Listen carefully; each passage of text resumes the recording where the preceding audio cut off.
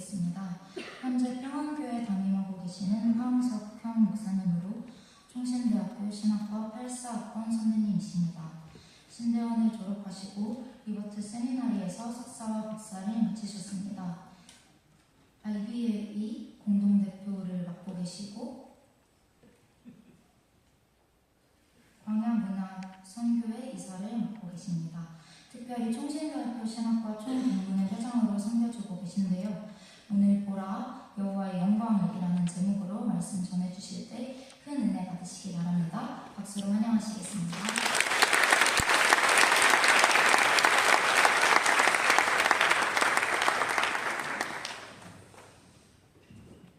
네, 만나서 반갑습니다. 몇 달 전에도 한번 얼굴을 뵀었는데 또 불러주셔서 너무나 감사드리고요.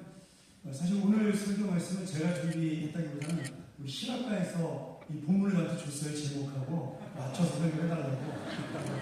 제 평생에 또 맞춤 설교는 또 처음 해보는 그런 좋은 경험을 하게 되었습니다. 제가 이 본문을 읽다가 그동안 생각하지 못했던 사실 에스겔서가 우리가 자기 있는 본문이 아니기 때문에 하나님께서 주신 은혜를 여러분과 함께 나누길 원합니다. 제가 한 3년 전에 베트남을 방문한 적이 있습니다.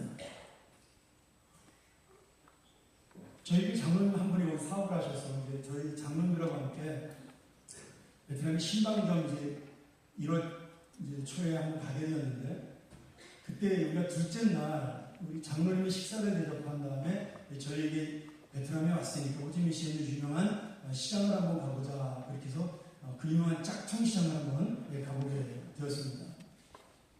짝퉁도 여러 가지 종류가 있더라고요. 1급부터 3급까지. 근데 저희를 1급 짝퉁 시장으로 들어가 주신 거죠. 근데 저희 아내가 옆에 있다가 여보, 당신 옛날부터 서울가방 하나 필요하다 그랬는데 온 김에 하나 사, 그러더라고요. 그래서 제가 그래 알았어. 그걸 갔는데 몽블랑을 파는 그 짝퉁 가게가 있었습니다. 제가 이제 그것을 보면서 본명은 똑같으니까 이렇게 보고 있는데, 권사님 옆에 계시다가 목사님 왜 보고만 계세요? 그러더라고요. 그래서 이 목사가 짝퉁을 사는 게 조금 마음에 걸린다고 제가 이렇게 대답을 했더니 그 권사님 말이 저한테 굉장히 은혜가 되었습니다. 목사님이 오리지널을 사면 저희가 더 시험 받습니다. 제가 그 말에 용기를 얻고 그날 43,000원을 주고 우리나라로 가방을 사서 지금 3년째 제가 가는 곳마다 들고 다니면서 잘 쓰고 있어요. 제가 고민하는 건 이제 지퍼가 고장나면 지퍼 고치는 데 한 10년 정도 들거든요. 그래서 그때는 벼락이 나와서 그런 고민을 하고 있습니다. 여러분, 그 권사님이 저한테 그런 말씀하신 이유가 뭘까요? 목사님에 대한 이 거룩함과 그리고 어떤 그 소박함에 대한, 그리고 겸손함에 대한 기대감이죠. 목사님이 100만원짜리 오리지널을 산다는 것은 교인들이 볼 때도 조금은 부담될 수 있는 그런 가격이라고 생각을 한 겁니다. 근데 이 기대감이, 저는 우리끼리 갖는 기대감도 있지만 우리가 하나님에게 갖는 기대감, 그리고 하나님께서 우리에게 가지는 기대감도 있다고 생각이 됩니다. 그래서 오늘 말씀을 제가 좀 그런 의미로 하나님의 영광의 기대감을 우리가 바라지만 또 그 영광을 받으신 하나님께서 우리가 영광을 나타내기를 원하는 기대감도 있다는 사실을 가지고 함께 잠깐 은혜를 나누죠.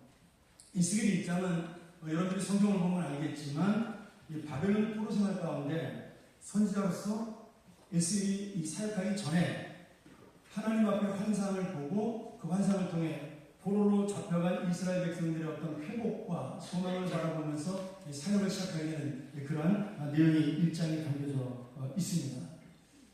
에스겔이 처음 하나님과의 이 사역을 의논하면서 본 환상이 오늘 1장에 나타나는 여러 가지 하늘이 열리는 환상이죠. 4절에 보면 커다란 폭풍과 구름이 몰려오는데 하늘이 열리면서 강렬한 빛이 비치고 어떤 신비한 존재에 대한 형상이 나타나는데 사람과 사자와 독수리와 소의 얼굴을 한 형상을 보게 됩니다.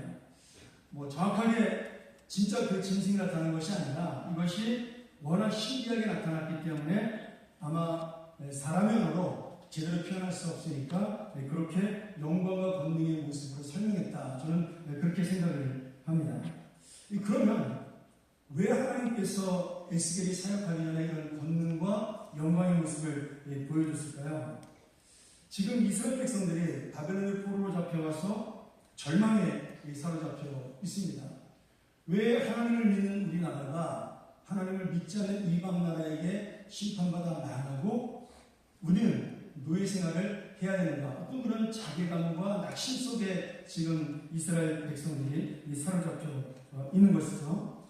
이럴 때 하늘에 계신 그 권능의 하나님께서 여전히 내가 너희들과 함께 있고 그리고 내가 너희들에게 70년 뒤에 다시 해방시켜 주신다는 그 회복의 약속을 분명하게 주기 위해서 오늘 그 약속을 에스겔 선지자에게 보여주고 에스겔 선지자가 이 약속을 전하게 하기 위해서 보여주는 하나님의 놀라운 영광의 모습이죠. 여러분 우리 인생도 마찬가지인 것 같아요. 내가 어떤 상황에 있던 지금 어떤 자리에 있던 어떤 존재로 살아가든 이 땅의 현실을 보고 낙심할 수 있지만 그러나 그 낙심하는 그때에도 여전히 하나님께서는 우리와 함께 하시고 또 여기까지 인도하신 하나님을 믿고 우리를 통해 이루실 하나님의 영광을 바라보는 것 그것이 바로 주님의 은혜로 버티는 믿음의 인생이다 그렇게 믿습니다. 전 여러분이 저도 대학 때 굉장히 가난했던 우리 여기 교수님 중에 저희 후배도 있고 저희들이 함께 사역했던 교수님도 계시고 또 40년 전에 우리가 여기 와서 공부하면서 살았을 때 정말 다 힘들고 어려운 가운데 공부를 했습니다. 저도 마찬가지였죠. 등록금도 매 분납해서 내야 되고 그때 저 학교가 사람이 많아가지고 등록금을 4번, 3번씩 나눠서 내도 말하지 않았어요. 그만큼 가난한 사람이 많았기 때문인 거죠. 그런데 어느덧 우리가 그 어려운 시절 속에 오로지 하나님만을 믿고 그 주님의 사명을 향해 달려나갔더니 오늘 우리를 통해 이루실 하나님의 영광을 우리가 보게 되었다라는 겁니다. 오늘 우리 모든 후배들도 바로 이러한 하나님의 영광이 지금 당장 그리고 또 미래에 나타나는 그런 삶이라고 믿습니다. 저는 오늘 여기서 그 하늘이 열려서 하나님의 영광을 보았다는 사실이 저에게 이 말씀을 준비하면서 은혜가 되었습니다.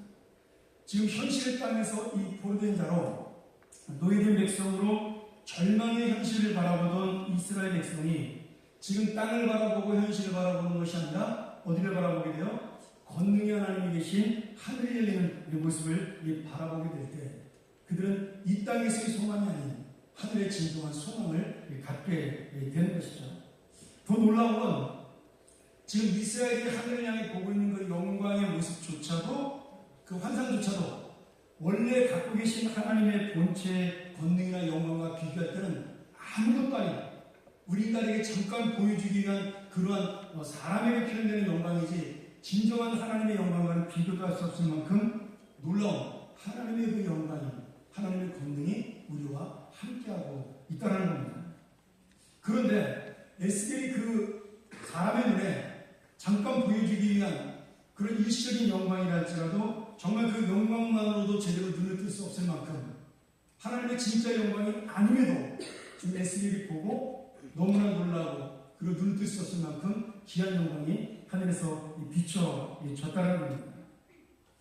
우리 여러분 내가 믿음으로 주님을 바라본다는 것이 무엇일까요? 오늘 나와 함께 하시는 하나님 지금 포로 생활 가운데 낙심 가운데 있는 그 이스라엘 백성을 기억하시는 하나님이 바로 오늘 우리와 함께 있다는 사실을 내가 기억하고 있을 때 그 놀라운 하나님의 권능과 영광은 오늘 이 자리에서 나에게로 나타날 줄 믿습니다. 우리 모든 하나님의 귀한 형제자매들이 바로 이런 영광을 보는 우리 학업이 되기 또 이 학창사이 되기 간절히 축원합니다. 제가 시간이 짧아서 길게 말씀드릴 수 없지만 제가 읽었던 책 중에 좀 은혜 받은 책을 이 본문하고 좀 연결해서 여러분에게 나누고자 합니다. 그리고리 비일 교수라는 쓴 책이 있어요. 우리나라에는 예배자인가 우상숭배자인가 아까 우리 신학과 특성한 거 맞죠? 네. 여자들이 자매들이 많으니까 내가 좀 당황이 되네요. 우리 때는 신학과 100명 정도 여자 드시는 것 같다는 그 예배자인가 우상숭배자인가라는 그 책이 우리나라는 이제 제목이 그렇게 번역되어 있지만 사실은 원제목이 훨씬 더 이 책의 내용과 부합됩니다. We become what we worship. 정확히 말한다면 우리는 우리가 예배하는 것이 된다. 이런 뜻이 되죠. 직역하면. 여기 보면 이 빌리부스가 세 가지 영광을 이야기하는데요. 첫째는 하나님의 영광의 본체입니다. 하나님 자체가 영광이라는 거예요. 주님이 그 존재하시는 것만으로도 이 세상 모든 영광보다 가장 뛰어난 영광을 갖고 계십니다. 그렇게 말씀하고 있고요. 이 두 번째로는 그 영광의 하나님이 우리를 창조하시고 우리를 통하여 그 영광을 볼 수 있도록 해주신다. 이 영광의 우리가 반사체가 되는 것이죠. 자연 만물을 통해서 또는 우리 그리스도의 삶을 통해서 하나님께서 영광을 받으실 때 그 영광은 우리의 영광의 반사체로 표현되는 영광이 있다. 이렇게 이야기해요. 그리고 마지막 세 번째로 제가 이 말씀이 오늘 본문하고 연결될 텐데요.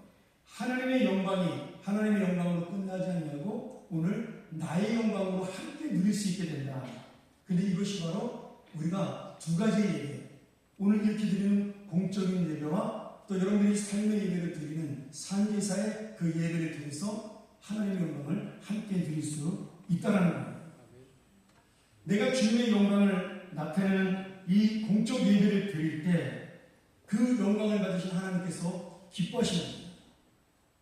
그리고 우리도 그 영광 속에 같이 들어가는 것이죠. 여러분이 이미 이 예배를 통해 하나님의 영광 가운데 함께 있는 것입니다. 또 그리고 이 영광의 예배를 드리고 여러분이 세상 밖으로 나아갑니다. 또 학업으로 돌아갑니다.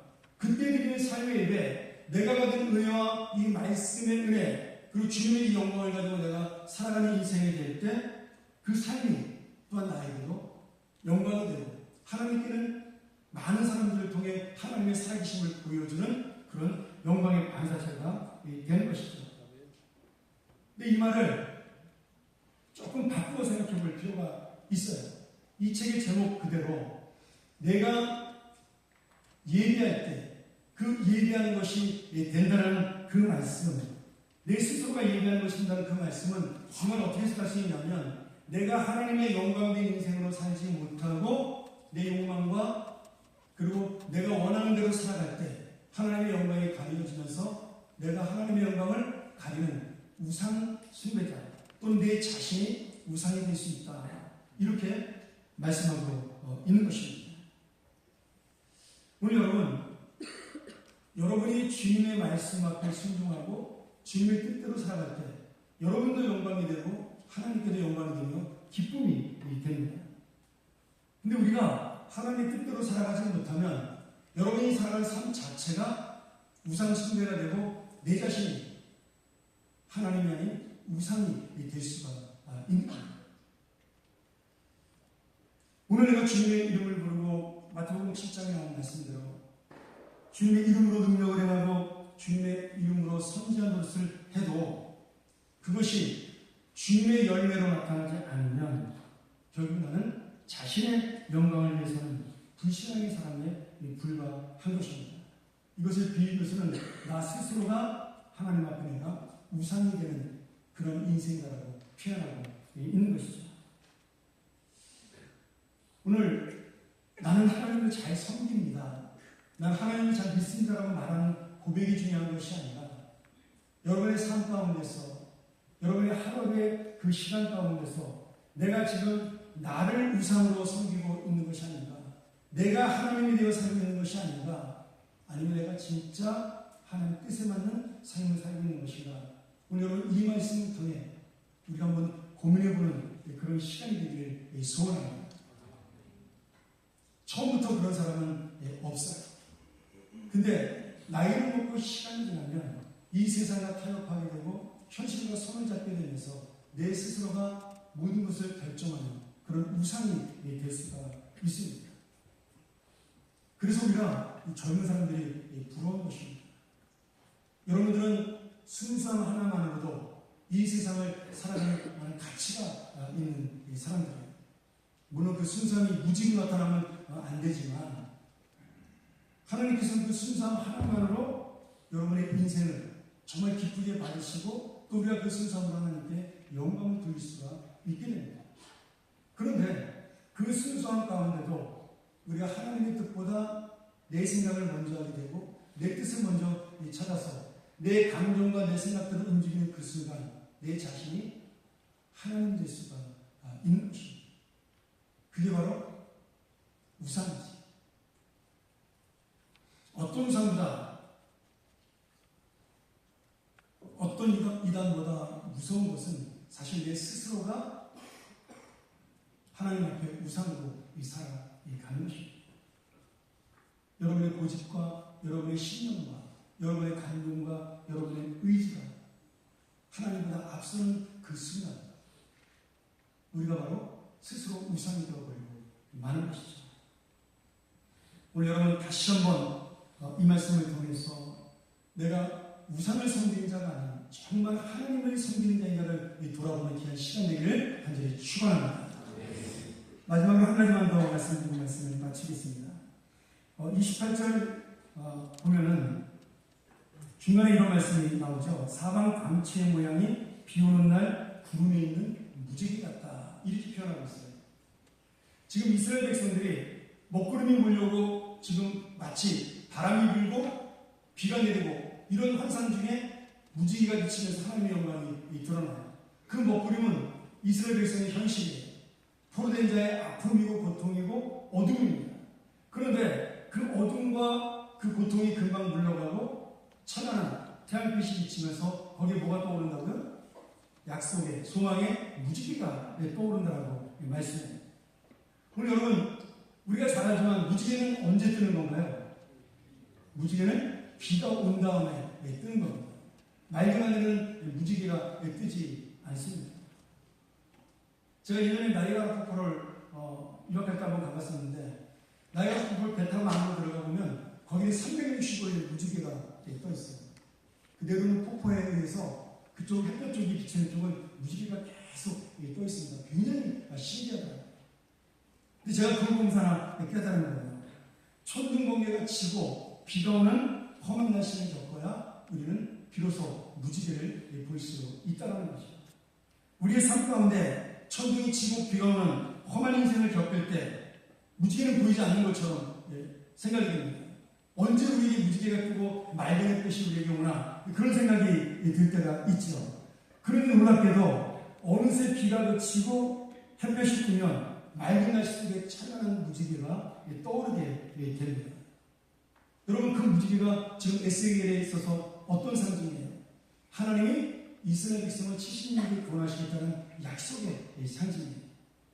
마치 세상을 덮는 홍수가 몰아치는 방주에 사는 노아와 그 가족에게 보여준 무지개가 이제 더 이상 내가 너희를 물로 멸하지 않겠다라고 말씀하시는 하나님의 약속의 증거가 된 것처럼 오늘 이 이스라엘 백성이 바라봤던 무지개 또 에스겔 선지자가 바라봤던 무지개 우리가 바라봐야 될 이 무지개도 그 홍수의 고난과 아픔이 없이는 먹구름의 그 어둠이 없이는 볼 수 없는 주님의 약속이요 소망이라는 그 사실입니다.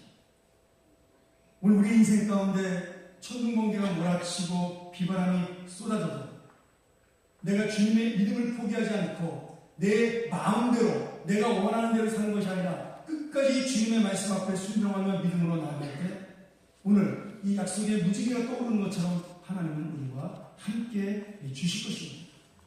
지금 당장 내 눈에 보이지 않기 때문에 하나님이 없는 것처럼 무지개가 떠오르지 않는 이 어둠 가운데 있으니까 지금 당장 하나님이 나와 함께하지 않는 것처럼 보여도 어느 순간에 인생의 비구름이 물러가고 찬란한 태양이 뜨면서 주님이 약속하신 인생의 소망 그 무지개는 우리 앞에 반드시 나타날 것입니다. 이것이 바로 우리를 스스로 우상으로 만들지 아니하고 하나님을 진정한 창조주요 인생의 통치자로 믿는 자에 대한 하나님의 약속입니다. 또 이것을 바라보는 자에 대한 하나님의 영광이고 이 소망이 되는 것입니다. 그래서 마지막 말씀에 여호와의 영광의 형상의 모양이라 내가 보고 엎드려 말씀하시는 이 음성을 들으니 여러분 참 놀랍지 않습니까? 지금 무지개를 보고 하늘의 영광을 보고 에스겔이 감탄했어요. 근데 감탄한 것이 중요한 것이 아니고 그 다음에 마지막에 어떻게 하죠? 그 말씀 앞에 엎드렸어요.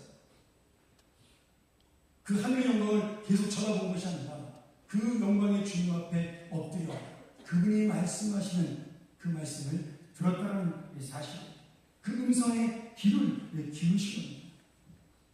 오늘 우리 현실의 먹구름 속에도 그 너머에서 무지개를 준비하시는 주님의 음성, 내가 너희를 반드시 회복시키고 소망 가운데 인도할 것이라는 그 약속의 말씀, 그 말씀에 귀를 기울일 때 오늘 에스겔처럼 주님의 영광을 바라보며 감사하는 인생이 되고 나 역시도 하나님의 영광 속에 함께 들어가는 인생이 되리라 믿습니다. 사랑하는 여러분, 학교 다닐 때 힘든 사람도 많습니다. 대부분 신학교가 요새는 어떤지 모르겠어요. 우리 때는 가난한 사람들이 많이 들어갔어요. 처음에 학교 입학했는데 104명이 입학을 했습니다. 8장 오리엔테이션 하는데 앞에 가서 자기 인사를 쭉 가는데 104명 중에 70명이 목사와 장로의 아들이에요. 다 교회에서 한가락하는 사람들의 자녀들이더라고요. 근데 저만 집사님 아들이더라고요. 가장 가난하고 호르몬에 정말 아무것도 없는 그런 사람으로 이 학교에 입학을 하게 됐어요. 근데 한 번도 그것 때문에 힘들거나 어려운 것이 아니었어요. 나를 어렵게 한 것은 내가 하나님 뜻대로 살아가지 못하는 나의 연약함 때문에 항상 고민하고 더 힘들어 했습니다. 저는 그런 고민과 갈등 속에 신학교도 그만두려는 생각도 여러 번 했었지만 그런 고민과 갈등 속에 나 스스로 우상으로 만들지 않게 몸부림칠 때 저는 하나님이 함께 하시는 것을 만날 수가 있었습니다. 오늘 우리 사랑하는 후배들도 정말 다시 한번 하늘의 영광이 나의 영광이 되기 위하여 오늘 에스겔처럼 그 영광을 바라만 보는 것이 아니라 그 영광 속에 들려오는 하나님의 음성 앞에 귀를 기울여 내가 하나님의 기대감을 채울 때 우리에게 원하시는 하나님의 그 놀라운 하나님의 소원을 우리가 채울 때 반드시 우리의 소원과 영광도 이루어지려고 믿습니다. 오늘 그 주님 앞에 나가는 우리 하나님의 귀한 우리 형제와 자매들을 간절히 축원합니다. 우리가 저번 시간에 말씀을 가지고 통성으로 기도하겠습니다. 우리 기도한 후에 진경총 동창이셨던 한종원 목사님께서 귀한 손님이신데 마지막 축복해 주셨습니다. 같이 한번 우리 이 말씀을 기억하면서 기도할까요? 혹시 여러분 중에 지금 마치 햇볕이 없는 것처럼 어둠 속에 여러 가지 문제를 가지고 안고 있는 우리 전 친구들이 있습니까? 가정의 문제나 아니면 내 성격의 문제나 아니면 이성 간의 문제나 공부의 문제나 물질의 문제나 여러분 이 세상에 그런 문제를 없이 살아가는 사람은 아무도 없습니다. 중요한 것은 그 문제 속에서 내가 지금 하나님을 볼 수 있느냐, 하나님의 음성을 들을 수 있느냐, 하나님의 약속을 믿고 나갈 수 있느냐, 그리고 내가 오늘 나 스스로가 우상이 되지 않고 하나님만을 섬기는 참된 예배자로 살아갈 수 있느냐, 그것이 중요합니다. 내가 바로 그런 참된 삶의 예배자, 하나님 앞에 그 영광을 함께 나누고 누리는 자가 될 수 있도록 주님의 말씀 앞에 주님의 음성 앞에 귀를 기울여 순종하는 하나님의 자녀들을 같이 한번 시간 통성을 함께 기도하겠습니다. 하나님 아버지 참으로 감사합니다. 우리 사랑하는 귀한 후배들과 함께 부족한 자가 주님의 말씀을 나누었는데 오늘 이 말씀이 저들에게 조그만 힘과 소망이 되게 하시고 주님의 약속을 듣는 하늘의 은혜가 되게 하여 주시옵소서. 아버지 하나님 함께 하신 주님의 기도는 이 학창생활에 정말 다시 한번 예수 그리스도의 은혜와 소망을 나누고 내가 왜 이 학교를 들어왔는가를 고민하면서 주님께서 우리 계신 은혜를 맡고 있는 역사를 허락하여 주시옵소서.